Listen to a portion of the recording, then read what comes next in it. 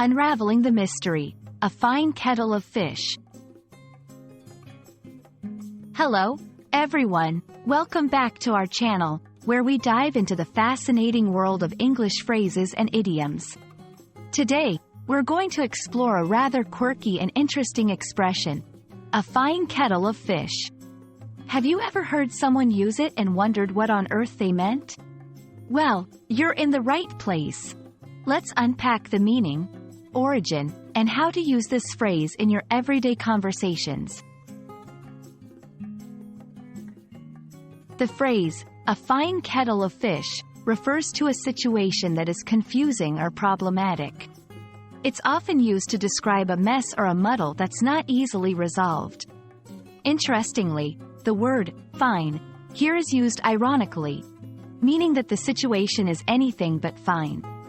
So, when someone says they're in a fine kettle of fish, they're usually not talking about dinner plans gone right, but rather a tricky predicament they found themselves in. The origins of a fine kettle of fish are somewhat fishy and not entirely clear. However, it's believed to have Scottish roots from the 1700s. A kettle, in this context, likely refers to a large cooking pot used for boiling fish, particularly salmon, during fishing parties on the banks of rivers. Over time, the phrase evolved from its literal fishing context to the metaphorical mess we use it for today.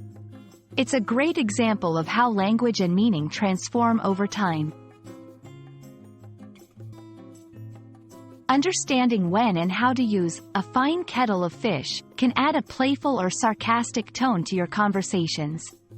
It's perfect for situations that are a bit absurd or overly complicated.